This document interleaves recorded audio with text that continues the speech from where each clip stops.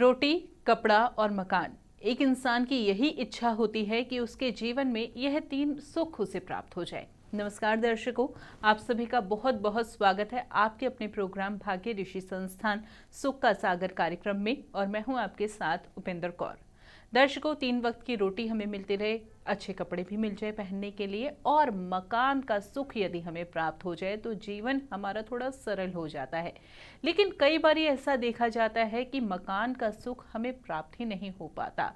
मकान बनते बनते रह जाता है, कुछ ना कुछ अड़चने उसमें आ जाती है, या फिर यूँ कहें कि कुछ समझ ही नहीं आ पाता कि आखिर ऐसी अड़चने, ऐसी मुसीबतें आ क्यों रही है। सब कुछ सही तो चल रहा है, पर फिर भी क्यों हम उस मकान में जो है प्रवेश नहीं कर पा रहे, क्यों उस मकान का सुख हमें नहीं प्राप्त हो पा रहा है जिसका हमने आजीवन सपना देखा है।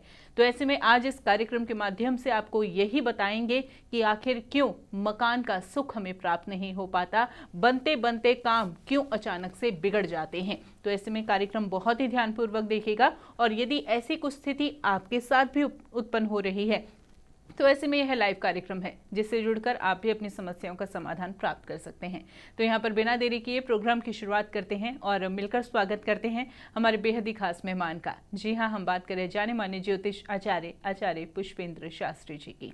राधे राधे गुरु जी, बहुत बहुत स्वागत है आपका। बहुत बहुत धन्यवाद आपका।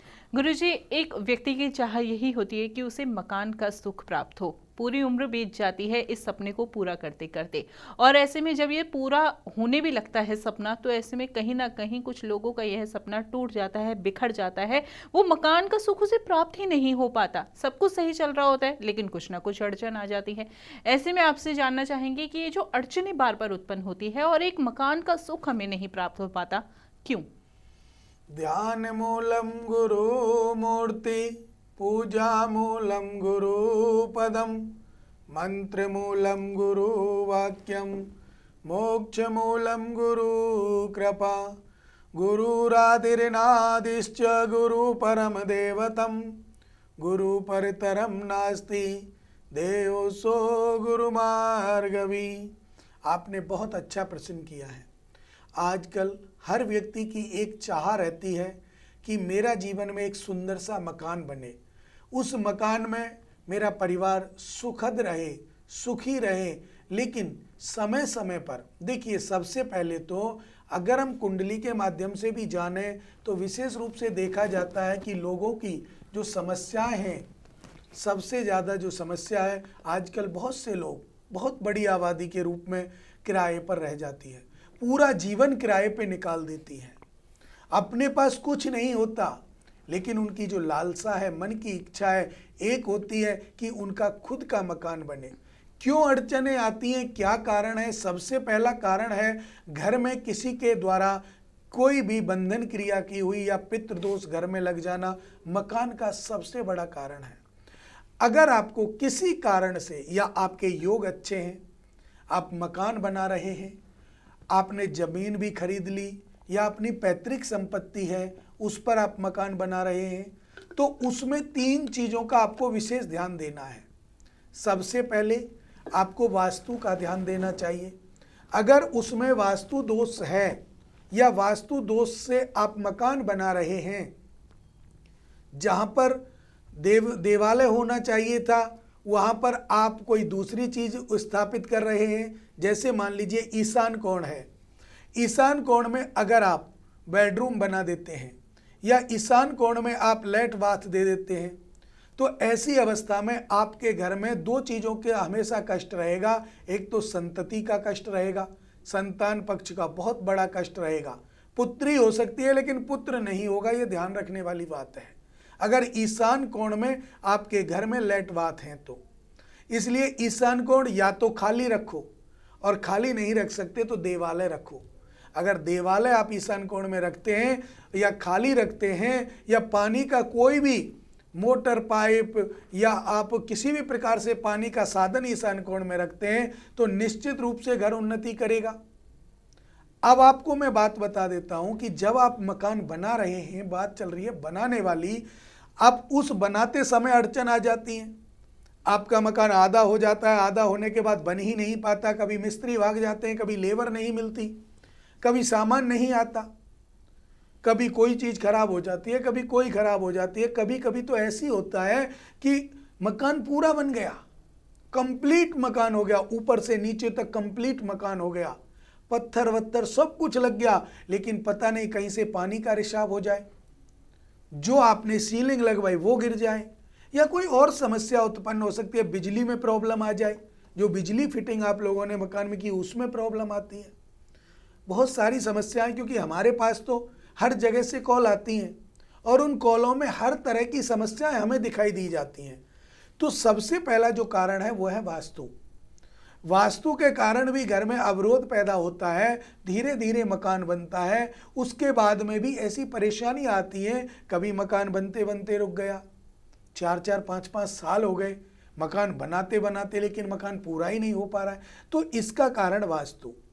दूसरा कारण होता है, जब भी आप मकान की नींव रखो, मकान का कार्य करने को आप बैठो, उस समय आपको सबसे पहले क्या करना है, अपने पितरों के निमित्त ईंट, जो आप जिस ईंट से या जिस मटेरियल से आप सामान से मकान बना रहे हो, उसका थोड़ा सा सामान अपने पितरों के लिए अवश्य निकालें, पितरों के नाम से निकाल के रखें।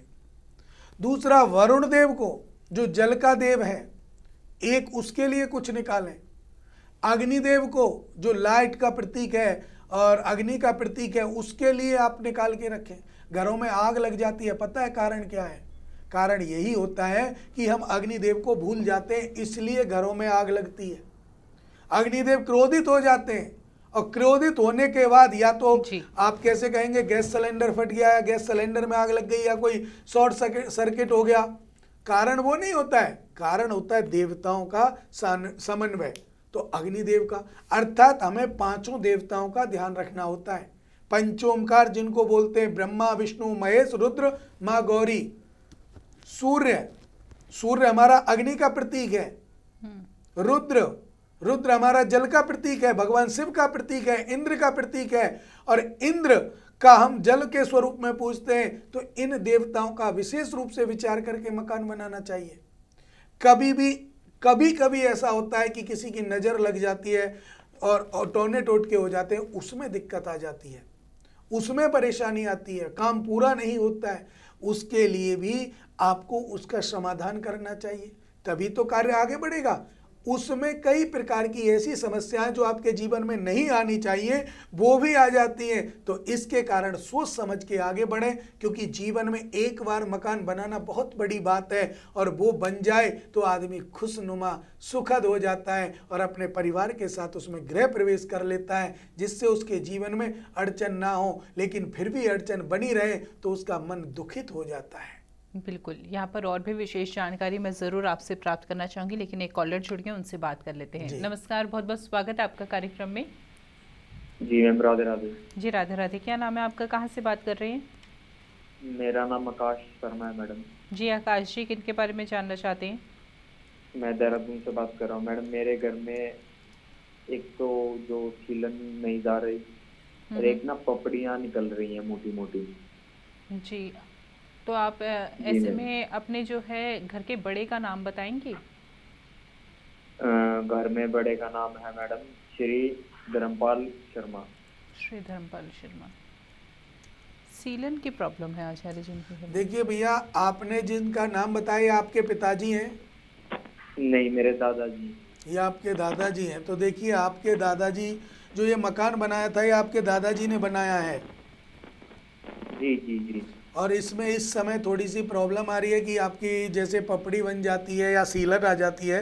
देखो, इसमें 2 प्रकार होते हैं। एक तो आजकल क्या है कि नॉर्मली ये कारण बन जाते हैं कि जल्दी जल्दी में जो हम कार्य करते हैं, जैसे आज चिनाई हुई, कल प्लास्टर कर दिया, और प्लास्टर के तुरंत बाद अगर आप और कार्य कर देते हैं, रंग रोगन का कार्य कर देते हैं, तो ऐसी समस्याएं हमारे जीवन में, हमारे मकान में, हमारे घर में आ जाती हैं। लेकिन अगर आपने ऐसा नहीं किया और फिर ये आ रही हैं, तो ये कोई दोष का कारण हो सकता है। मैं आपको बता रहा हूँ, प्रश्न लगन कुंडली के द्वारा अगर हम देख पा रहे हैं, तो आपकी जो घर की दिशा है, उसका जो मेन गेट है वो दक्षिण दिशा में हमें दिखाई दे रहा है। सुन पा रहे हो? जी जी जी। आपके घर का जो मेन गेट है वो हमें दक्षिण दिशा में दिखाई दे रहा है। क्या दक्षिण दिशा में है? जी शायद दक्षिण दिशा में ही है, लेकिन मेरे को प्रॉपर नहीं देखिए, पता। जब दक्षिण दिशा कौन सी है मैं आपको बता दूं कि जिधर से पूरब निकलता है उधर अपना मुंह करके आप खड़े होंगे तो आपका जो राइट हैंड वाली दिशा होगी वो दक्षिण दिशा कहलाएगी, जी जी है ना जी। उसके महाराज जी, ये चीज तो मेरे को मालूम नहीं है, चलो कभी कोई नोटिस बात नहीं नहीं किया। बेटा, एक चीज और देखिएगा, आपके घर के सामने एक बड़ा सा पेड़ दिखाई दे रहा है। हाँ पेड़ तो है महाराज जी। पेड़ है ना, इसी के कारण देखो ये जो समस्या है हमारी, ये मैं आपके घर की लोकेशन आपको मैंने बताई है। इसके साथ साथ मैं आपको एक चीज़ बताना चाहता हूँ कि घर में बेटा पितृदोष है, मांगलिक कार्य भी रुके हुए हैं और घर में भी दिक्कतें हैं। तो ये पितृदोष का आप निवारण कराइए। पितृदोष का जैसे ही निवारण कराएंगे समस्याएं दूर होंगी, जीवन सुखद होगा, सफल होगा बेटा। तो बिल्कुल क्या कुछ आपको करवाने की आवश्यकता है आकाश जी, है आपने बहुत अच्छे से समझ लिया। देखिए, कंस्ट्रक्शन अगर आपने ठीक कराया है और उसके बावजूद भी ऐसी समस्या देखने को मिल रही है, उसके पीछे क्या ज्योतिषीय कारण हो सकता है वो भी आपको बताया गया है। लेकिन फिर भी आप अधिक जानकारी प्राप्त करना चाहते हैं तो संस्थान के नंबर्स लगातार आपको आपकी टीवी स्क्रीन पर दिखाए जा रहे हैं। देखिए दर्शकों, आज इस कार्यक्रम के माध्यम से हम आपको मकान के बारे में जानकारी प्रदान कर रहे हैं कि क्यों मकान का सुख हमें प्राप्त नहीं हो पाता, मकान बनते बनते जो है हमारा रुक जाता है या कुछ ना कुछ अड़चन पड़ जाती है कि जिससे हमारा गृह प्रवेश हो ही नहीं पाता। इसके पीछे क्या कारण रहते हैं, आज इस कार्यक्रम के माध्यम से हम आपको जरूर बताएंगे। लेकिन साथ ही साथ मैं आपसे भी कहना चाहूंगी कि यदि ऐसी कोई समस्या आपके जीवन में भी चल रही है तो ऐसे में आप लाइव कार्यक्रम से जुड़ सकते हैं। और यदि इसके अलावा भी यदि आपके जीवन में कोई समस्या है तो उसका समाधान भी आप इस कार्यक्रम से, इस मंच से प्राप्त कर सकते हैं। अभी इस कार्यक्रम में कॉल नहीं लग पा रही तो भी घबराने की आवश्यकता नहीं है। कार्यक्रम के बाद भी या कार्यक्रम के दौरान भी आप संस्थान के नंबर्स पे कांटेक्ट कर सकते हैं। चलिए इसी के साथ कार्यक्रम में आगे बढ़ते, एक कॉलर और जुड़ गए, उनसे बात कर लेते हैं। नमस्कार, बहुत बहुत स्वागत है आपका कार्यक्रम में। नमस्कार जी। जी, क्या नाम है आपका, कहाँ से बात कर रहे हैं? जी अरुण कुमार बात कर रहा हूँ, मैं यूपी बरेली से। जी अरुण जी, किनके बारे में जानना चाहते हैं? मुझे ना ये घर मकान के बारे में जानना था। एक्चुअली में क्या ना, काफी समय से हमारा घर मकान ना बन नहीं पा रहा है। एक्चुअली में हमने प्लॉट ले रखा है और उस पे रूम वगैरह भी बना दिए, सब कुछ हमने कार्य कर दिया है, लेकिन लेंटर नहीं डल पा रहा है। पता नहीं क्या रुकावटें आ रही हैं, क्या दिक्कतें आ रही हैं, समझ में नहीं आ रहा। और ये कम से कम नहीं तो 5-6 साल से ये प्रॉब्लम आ रही है कि लेंटर डल ही नहीं पा रहा है। जी भैया, आप अपने बड़े का किसी का नाम बताएंगे आप हमें? जी, मेरे दादा का नाम है रामास्वामी और मेरे पिताजी का नाम है गणेश कुमार। जी देखिए, आपने जो नाम बताए उनके माध्यम से ये जो मकान की प्रॉपर्टी है ये कनिष्क कुमार के नाम से है क्या? हाँ जी बिल्कुल गुरुजी, सही कह रहे हैं आप, गणेश कुमार जी के नाम पर ही है। तो देखिए, मैं सबसे पहले आपको बताऊं, ये जो समस्या आपको आ रही है कि लेंटर नहीं डल पा रहा है, जो 5 साल से आपका कार्य रुका हुआ है, ये वास्तु के कारण और किसी गृह बंधन के कारण रुका हुआ है। आपने जब ये घर मकान बनाया होगा या स्टार्टिंग की होगी, जब भूमि पूजन किया होगा तो उसमें आपने नारियल को दबाया था क्या? जी गुरुजी, ये मुझे ऐसा लग रहा है कि पिताजी ने ऐसा कार्य किया था और वो नारियल वगैरह कुछ दबाया था। तब कोई आसपास के कोई पुजारी जी आए थे तो उन्होंने कुछ कार्य करवाए थे, ऐसे तो मुझे याद है कहीं ना कहीं ऐसा हुआ था। वो भूमि पूजन होता है, भूमि पूजन में नाग नागिन का जोड़ा दबाया जाता है। बहुत से लोग नाग नागिन का जोड़ा दबा करके ही और एक तांबे की लुटिया दबा करके रह जाते हैं और सामान नहीं दबाते।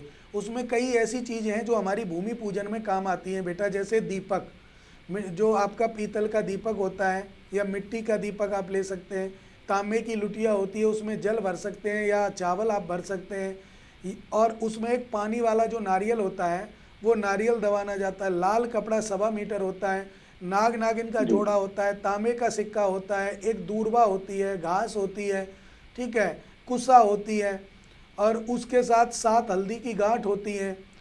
7 हल्दी की गांठों के साथ 2 सुपारियां होती हैं, 2 सुपारी के साथ 2 जनेऊ होते हैं। जनेऊ के बाद में विधिवत उसका रोली चावल फूल मिष्ठान और उससे पूजन किया जाता है। उसके बाद आपका भूमि पूजन सफल होता है। ये तो मैंने आपको भूमि पूजन की सामग्री सहित आपको विधि बताई है। अगर ऐसा आपने किया है या नहीं किया ये मुझे नहीं मालूम, लेकिन ये निश्चित है कि आपकी भूमि पूजन में त्रुटि हुई है, गलती हुई है। अगर भूमि पूजन में आपके गलती नहीं होती तो आज आपका मकान पूर्ण रूपेण बन गया होता, आप गृह प्रवेश कर गए होते। दूसरा कारण ये है कि आपके घर में जिस हिसाब से हमारी जो लगन कुंडली है, प्रश्न लगन कुंडली जो हम आपकी बता रही है, उस हिसाब से आपका जो घर है वो विशेष रूप से वास्तु दोष के अंदर आता है। क्योंकि आपका जो सीढ़ियाँ हैं वो विशेष रूप से उल्टी साइड से चढ़ी हुई हैं। उत्तर दिशा में सीढ़ियां हैं, उत्तर दिशा की सीढ़ी भी एंटी क्लॉकवाइज नहीं चढ़ी हुई हैं, वो एंटी क्लॉकवाइज चढ़ी हुई हैं, क्लॉकवाइज नहीं है जी। उसके बाद में जो आपका पश्चिम है वो खाली है, पश्चिम क्षेत्र जो वो खाली है, उसमें आपने चाहे कुछ भी खाली रखा हो या जो भी है आपने जैसे भी गली रखी है या क्या है वो आपका खाली है, इसके कारण भी ये समस्याएं आती हैं। अब मैं आपको एक छोटा सा उपाय बता रहा हूँ बेटा, वो कर लीजिएगा, निश्चित मैं आपको गारंटी देता हूँ 1 महीने में कहीं से भी पैसा आएगा आपके पास और 1 महीने में आपका लेंटर डल जाएगा। लेकिन करना है आपको विशेष रूप से वास्तु की पूजा करानी है और वास्तु की पूजा कराने के बाद आप अपने घर में 2 ईंट पितरों की, 1 ईंट वरुण की, 1 ईंट अग्निदेव की और 1 ईंट अपने देवताओं की, 5 ईंट लेकर के आप अगर कहीं नहीं दे सकते तो किसी मंदिर में आप दान दे दें।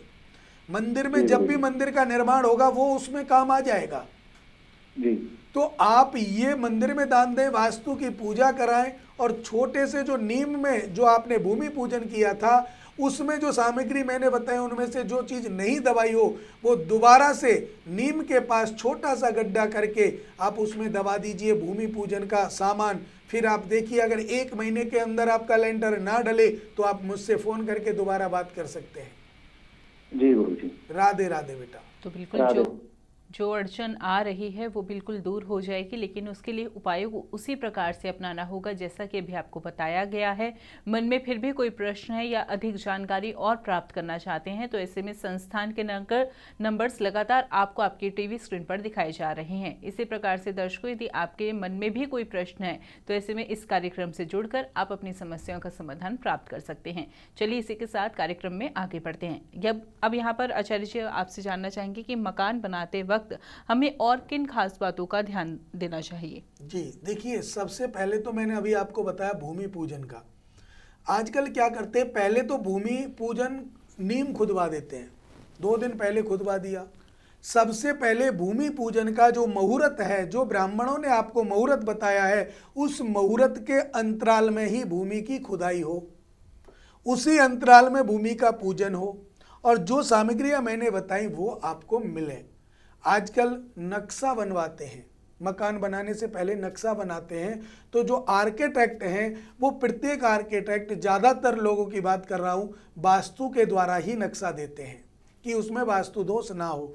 लेकिन कभी कभी क्या होता है, कभी कभी रास्ते किसी का दक्षिणी मुख हो, किसी का उत्तर में मुख हो, किसी का पूरब में है या किसी का पश्चिम में है, चारों दिशाओं में मुख है, तो चारों दिशाओं के मुख के अनुसार हमारा वास्तु सटीक कहीं नहीं बैठ पाता। तो उसके कारण उनके कुछ उपाय होते हैं, जैसे ईशान कोण में हमेशा हमारा पानी का लेवल होना चाहिए, देवालय होना चाहिए, खाली स्थान होना चाहिए या हरा भरा कोई ऐसा द्रव्य हो जिससे आपको छोटे छोटे पेड़ पौधे हों, घास का सा माहौल हो, तो ये हमारे ईशान कोण को उज्जवल बनाता है, मजबूत बनाता है। लेकिन वास्तु के अनुसार अगर हम देखते हैं तो अगर हम आग्नेय कोण में जाएं, मेन गेट जो हमारा है पूरब का विशेष शुभ होता है, सनफेस जो होता है वो बहुत शुभ माना जाता है और ऐसे घरों में कभी कोई दिक्कत परेशानियां नहीं आती। लेकिन आप अगर आग्नेय कोण में किचन आपको बनानी चाहिए, किचन अगर नहीं है तो बिजली का मीटर आग्नेय कोण में लगाना चाहिए या बिजली का जो भी फिटिंग का जो लास्ट है, इन्वर्टर वगैरह या जहाँ कट ऑफ लगाते हैं वो आपको आग्नेय कोण में लगाना चाहिए। किचन आग्नेय कोण में होनी चाहिए। अगर किचन की जगह पानी का हो गया, मान लीजिएगा कि आपने उधर लेट बाथ दे दिए या पानी का कोई साधन दे दिया, तो अग्नि की जगह पर अगर आप पानी देंगे तो अग्नि बुझेगी और पानी से जब अग्नि बुझेगी तो परेशानी उत्पन्न होगी। परेशानी उत्पन्न होगी तो जिसका जो स्थान है वो उसी को मिलेगा।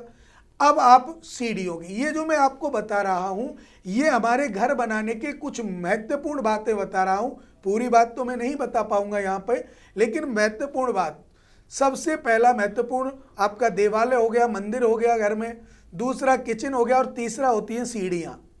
जो आप सीढ़ी आप घर में चढ़ा रहे हो तो ये आपको ध्यान रखना है कि आपका प्रथम सीढ़ी पर जब आप पैर रख रहे हो आगे चलने के लिए तो आपका जो मुख है या तो दक्षिण दिशा में हो या पश्चिम दिशा में हो।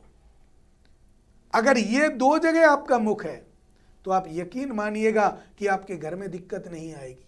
अगर यही उत्तर में है या पूरब में है तो आपके घर की उन्नति जो है ना वो रुक जाएगी।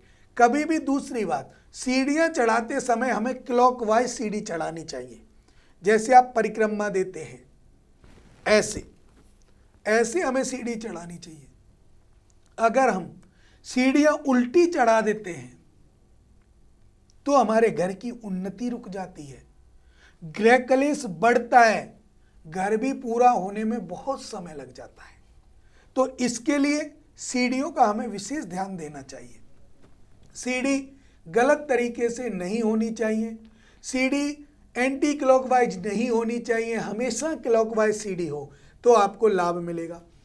चौथी बात, आपका जो घर का पश्चिमी क्षेत्र है, पश्चिम दिशा का जो क्षेत्र है, उस पश्चिम दिशा आपकी भारी होनी चाहिए। चाहे उसमें बेडरूम हो या आप लोहे का कोई अलमारी वगैरह वो हो, या वहाँ बड़े बड़े गमले रख सकते हैं। अगर आपका सन फेस उधर, आपका फेस जो मकान का है वो पश्चिम में है तो मेन गेट पर बड़े बड़े गमले आप रख सकते हैं। पश्चिम हमेशा भारी होना चाहिए। पूरब और ईशान कोण हमेशा हल्का होना चाहिए। ये आपको विशेष महत्वपूर्ण बात आपको बताई जा रही है। अब आप लेट बाथ कहाँ बनानी चाहिए? जीने के नीचे, सीढ़ियों के नीचे जो लेट बाथ बनाते हैं वो बहुत गलत है, बिल्कुल नहीं बनानी चाहिए। जीने के नीचे या सीढ़ियों के नीचे जो लेट बाथ होती हैं वो भी कष्टकारी होती हैं। किचन के साथ में लेट बाथ होती हैं वो भी कष्टकारी होती हैं। अब आपको लेट बाथ बनानी किधर चाहिए? दक्षिण दिशा की तरफ। आपको जहां जगह मिले, जैसी जगह मिले, आग्नेय कोण को छोड़कर दक्षिण दिशा जहां से प्रारंभ होगी। देखिए, हर मकान को बनाने के लिए 9 भागों में बांटा जाता है और 9 भागों में जब हम बांटते हैं तो आग्नेय कोण जब हमारा आगे निकल गया तो हमारी दक्षिण दिशा आ जाती है, और दक्षिण दिशा जब हमारी आई नैऋत्य से पहले तो उस दक्षिण दिशा में आपका जो कार्य क्षेत्र है वहां पर आप वॉशरूम बना सकते हैं, लेट बाथ आप वहां पर बना सकते हैं, लेकिन ध्यान रहे सीढ़ी के नीचे बिल्कुल ना हो। ऐसी अवस्था में ये छोटी छोटी बातें घर में गृह कलेश पैदा करती हैं, घर को पूर्ण रूपेण होने नहीं देती, घर में माता लक्ष्मी की इनकम स्रोत बंद हो जाते हैं और इसी के कारण आपका घर पूरा नहीं हो पाता। क्योंकि जब पैसा ही नहीं है तो घर पूरा कैसे होगा? और जहां पर पैसा है, घर बनाने की कोई दिक्कत नहीं है, लेकिन फिर भी छोटी छोटी कमियां हो रही हैं। कभी पानी लीक कर रहा है, कभी बिजली प्रॉब्लम दे रही है, कभी कोई खराब हो रहा है, कभी कुछ खराब हो रहा है, गृह प्रवेश हो ही नहीं पा रहा। तो उसका कारण विशेष रूप से आपके नाम से या आपकी कुंडली के द्वारा ही हम बता पाएंगे। अगर आपको भी ऐसी कोई समस्या है, आपके परिवार में या किसी को भी समस्या है, तो आप हमसे इन नंबरों पर संपर्क करके जान सकते हैं और अपने बारे में आप ये सब पूछ सकते हैं। बिल्कुल। तो देखिए दर्शकों, आज इस कार्यक्रम के माध्यम से बहुत ही विशेष जानकारी आपसे साझा की जा रही है, तो कार्यक्रम बहुत ही ध्यानपूर्वक देखिएगा, क्योंकि कार्यक्रम में आगे चलकर भी हम आपसे विशेष जानकारी ज़रूर साझा करेंगे।